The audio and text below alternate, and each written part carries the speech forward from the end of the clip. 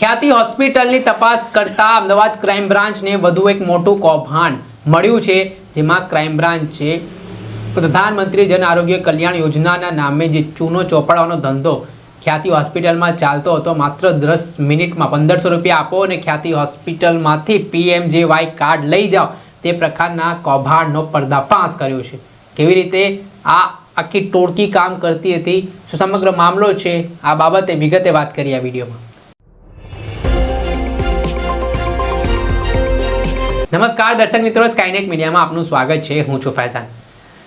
અમદાવાદ ખાતે સ્થિત ખ્યાતિ હોસ્પિટલમાં છેલ્લા થોડાક સમયથી આ હોસ્પિટલના નામે જે કતલખાનું ચલાવવામાં આવતું હતું, ત્યાં વધુ પૈસા કમાવાની લાલચમાં હોસ્પિટલ પ્રશાસન દ્વારા લોકોને મેડિકલ ચેકઅપ કરાવવાના બહાને તેમનું ઓપરેશન કરી દેવામાં આવતા હતા અને પ્રધાનમંત્રી જન આરોગ્ય કલ્યાણ યોજના અંતર્ગત ત્યાંથી કાર્ડ પણ બનાવી આપવામાં આવતા હતા ને એ કાર્ડમાંથી પૈસા પણ ખંખરી લેવામાં આવતા હતા. ને એટલું જ નહીં, આમ તો સ્વાભાવિક રીતે જોઈએ તો PMJY કાર્ડ બનાવવા માટે 2 થી 3 દિવસ જેટલો સમય થાય છે, એક પ્રોસેસ છે, તેમાંથી પસાર થવું પડે છે. પરંતુ આ ખ્યાતિ હોસ્પિટલમાં માત્ર 10 મિનિટની અંદર કાર્ડ બની જતું હતું ને સાથે જ જે લોકોને જે દર્દીઓ આવ્યા હોય તેમને ઓપરેશન કરાવવું હોય તે પ્રકારનું ઓપરેશન પણ થઈ જતું હતું. ને વાત તો હદ ત્યારે થઈ ગઈ કે PMJY યોજનાની પાત્રતા ધરાવતા લોકો નહોતા છતાં પણ 1500 રૂપિયામાં આ કાર્ડ બનાવવામાં આવતું હતું. ત્યારે આ ન માત્ર ગુજરાત પરંતુ દેશવ્યાપી કૌભાંડ હોવાની વાત પણ હાલ કહેવાઈ રહી છે. અને જે રીતે અમદાવાદ ક્રાઇમ બ્રાન્ચના JCP શરદ સિંઘલે પણ પોતાની પત્રકાર પરિષદમાં જે ચોંકાવનારી માહિતી આપીને તેમનું પણ PMJY કાર્ડ કેવી રીતે આરોપીઓની જ્યારે ધરપકડ કરવામાં આવી, તેમની પૂછપરછમાં સામે આવ્યું કે 10 મિનિટમાં બનાવી આપવામાં આવ્યું, તેમણે આખી પ્રોસેસ પણ સમજાવી છે. પહેલા તો શું કહી રહ્યા છે ક્રાઇમ બ્રાન્ચના JCP શરદ સિંઘલ, તે સાંભળી લો. આપ બધા જાણો છો કે ખ્યાતિ હોસ્પિટલની તપાસ ક્રાઇમ બ્રાન્ચ કરી રહી છે અને એમાં પણ એવા મુદ્દા આવતા હતા અને કે જો કોઈ માણસ પાસે PMJY કાર્ડ ના હોય તો પણ ખ્યાતિવાળા આ કાર્ડ બનાવવામાં મદદ કરતા હતા.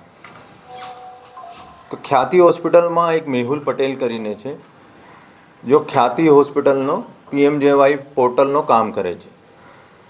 એનો જ્યારે પૂછપરછ કરવામાં આવ્યો તો એને કીધું કે ભાઈ જ્યારે કોઈ દર્દી ખ્યાતિ હોસ્પિટલમાં લઈને આવતા હતા અને આ લોકોનો ચકાસણી કરતા આ લોકો પાસે અગર PMJYનું કાર્ડ ના હોય તો આ માણસનો બધા ડાટા ચિરાગ રાજપૂત અને 1-2 વાર કિરણ પટેલની હાજરીમાં આ દર્દી એનો ત્યાં મોકલતા હતા.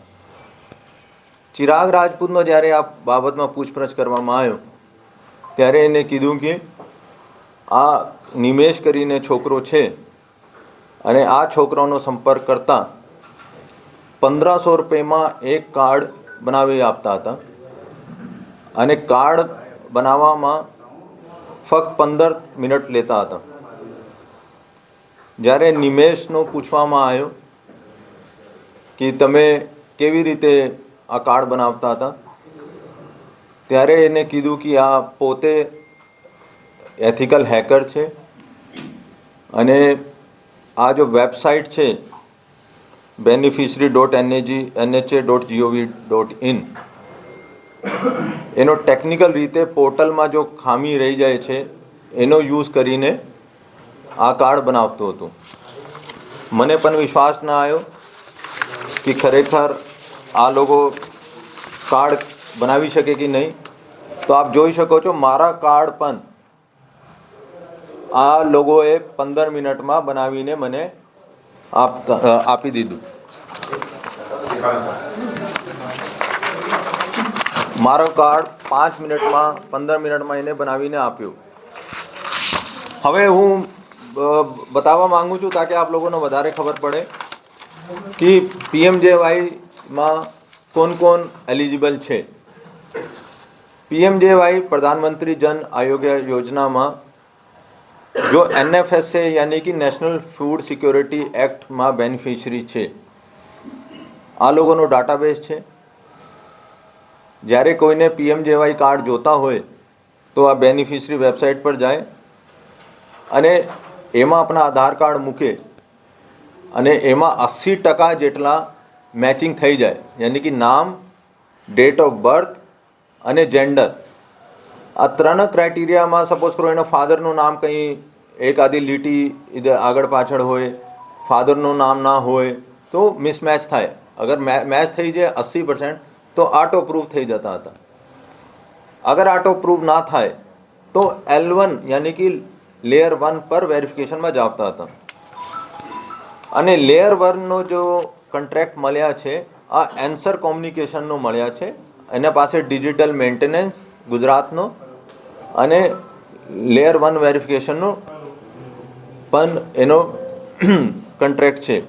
અગર L1 પર બી આ લોકો વેરીફાઈ નહીં કરી શકાય તો L2 પર જ આવતા હતા, યાની કે લેયર 2. અને લેયર 2માં ગવર્મેન્ટ એમ્પ્લોય હોય છે. આ જાતે જોઈએ છે કે ભાઈ ખરેખર બંને કાર્ડમાં કોઈ તફાવત છે કે નહીં. બીજા પ્રશ્ન છે, અગર NFSAમાં નામ નથી તો કેવી રીતે થાય? તો ઇન્કમ સર્ટિફિકેટ 4 લાખનો ફેમિલીનો હોય તો આ ઇન્કમ સર્ટિફિકેટ 3 વર્ષ સુધી વેલિડ હોય છે, જો ગુજરાત સરકારની સરકારી કચેરીઓમાં બને છે. અને આ અપલોડ થાય તો L1 વાળા એનો અપ્રૂવ કરે. તો આ લોકો જ્યારે કોઈ સપોઝ કરો મારા કેવી રીતે બનાવ્યો, આ લોકોએ કોઈ પણ અમદાવાદની ફેમિલીમાં ગયો અને માસ્ટર લોગિન આઈડી જોઈએ છે. તો માસ્ટર લોગિન આઈડી જો એન્સર કોમ્યુનિકેશનનો L1નો અહીંયા ગુજરાતનો હેડ છે નિખિલ પારીખ, એને આ માસ્ટર આઈડી પ્રોવાઈડ કર્યો. ક્યોંકિ એના બગેર આ ફેમિલીમાં નામ એડ અને ડિલીટ નહીં થઈ શકે. તો એક ફેમિલીમાં આ ટેકનિકલ ચીજ છે કે ઇન્કમ સર્ટિફિકેટ અપલોડ કર્યો, ફિર રિક્વેસ્ટ જનરેટ થઈ, પછી સોર્સ કોડમાં ચેડા કરીને એને મારો નામ ફેમિલીમાં આવી ગયો. તો ફેમિલી આઈડીમાં આ નામ દેખાવે છે કે આ આઈડીમાં 4 થી 5 જેટલા આ ફેમિલી મેમ્બર છે. તો પછી આ લોકો આટો અપડેટમાં ગયો, મારો ફેમિલી આઈડી જો અત્યારે ક્રિએટ કર્યા આ મૂક્યો, મારો આધાર કાર્ડ મૂક્યો અને આટો અપડેટ થઈને આટો પ્રૂફ થઈને મારો કાર્ડ બની ગયો. એવી રીતે ઘણા બધા ગામોમાંથી આવે છે જેને જ્યાં કેમ્પ આ લોકો કરતા હતા હોસ્પિટલ્સવાળા. અને એમાં અગર એના પાસે PMJY કાર્ડ ના હોય તો આ લોકો આ નિમેશ અથવા અશફાક, ઇમરાન અને આ લોકો પાસેથી કાર્ડ બનાવતા હતા. ઘણા બધા વોટ્સએપ ગ્રુપ પણ ચાલે છે. Ayushman admin, SK Gupta, Ayushman Bharat. જો ગ્રુપમાં આપ આધાર કાર્ડ મૂકો અને આ લોકો આપનો મેસેજ આવી જાય છે કે આ નંબર પર એટલા પૈસા મોકલો તો તમારું કાર્ડ બની જાય. એવી રીતે ઘણા બધા પોર્ટલ્સ પણ છે જો જેના મારફતે આ લોકો ઓટોમેટિક પોર્ટલ જેને કે આપણે આધાર કાર્ડ મૂકીએ અને પેમેન્ટ આપીએ, જે કે જેવી રીતે સુરતમાં ફેક આઈડી થતો હતો એવા પોર્ટલ છે. Master print card, Shah approval પોર્ટલ.in, ગોલ્ડ કાર્ડ પ્રિન્ટ ઇન, એવા ઘણા બધા પોર્ટલ્સ પણ ચાલે છે જો ઓટોમેટિક આપ લોકોનો આપનો આધાર કાર્ડ મુજબ આપનો PMJY કાર્ડ બનાવીને આપી દે છે. આ લોકોની પ્રથમ પૂછપરછમાં 3000થી વધારે PMJY કાર્ડ આ લોકોએ બનાવ્યા છે. હોઈ શકે કે એમાં ઘણા બધા એલિજિબલ પણ હોઈ શકે કે એમાં ઘણા બધા ફેક પણ હોય. તો આ તપાસનો વિષય છે કે 3000 કાર્ડ અમે PMJY જો ઓથોરિટીઝ પાસેથી એનો ડિટેલ્સ માંગશે અને પછી એનો મેચ કરવામાં આવશે. અને કોણ સે હોસ્પિટલથી IP પણ એનો લેવામાં આવશે કે કોઈ હોસ્પિટલમાંથી બનાવવામાં આવે છે યા કંઈ ઓરથી બનાવવામાં આવે છે યા હોસ્પિટલનો મોકલવામાં આવે છે, અથવા આ 3000 કાર્ડમાં કેટલા લોકોએ PMJYમાં ક્લેમ કર્યા છે. બીજા હું જણાવવા માગું છું, DCP ક્રાઇમ અજીત રાજનજી જો કે ટેકનિકલી બડી સ્ટ્રોંગ છે અને એટલા બધા ટેકનિકલ ડિટેલ્સ હતી તો પણ જાતે બધા ટેકનિકલ ડિટેલ્સનો એક્ઝિક્યુટ કરાવ્યો અને સામેવાળા જૂઠ તો નથી બોલતો, બેવકૂફ તો નથી બનાવતો. આ જાતે 2 રાતથી આ બધા વેરિફિકેશન કર્યા છે અને એના સાથે સાથે અમારો સાયબરનો 2 એક્સપર્ટ જો સાયબર ક્રાઇમ અમદાવાદમાં છે, અને સુરતથી સાયબર એક્સપર્ટ ઉર્વિન મિસ્ત્રી, જો ફેક આઈડી સ્કેમમાં પણ સાયબર એક્સપર્ટ હતા.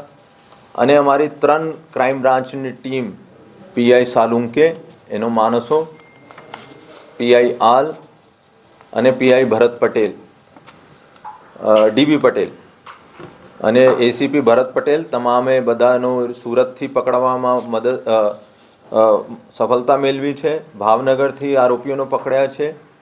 અને વોન્ટેડમાં સૌથી પહેલાં નામ તો કિરણ પટેલ, ખ્યાતિનો માલિક, કાર્તિક પટેલ ખ્યાતિનો માલિક પહેલાં નામ છે. દૂસરા ચિરાગ રાજપૂત, જો અત્યારે જ્યુડિશિયલ કસ્ટડીમાં છે. રાશિદ બિહારનો જો પોર્ટલ ચલાવે છે. નિખિલ પારીખ, જો એન્સરનો ગુજરાતનો હેડ છે. આ તમામ વોન્ટેડ છે. અને 6 જેટલા આરોપીઓ અમે ડિટેન કર્યા છે. એનો સાંજે અટક કરશે અને વિગતવાર કાલે રિમાન્ડ માંગવામાં આવશે.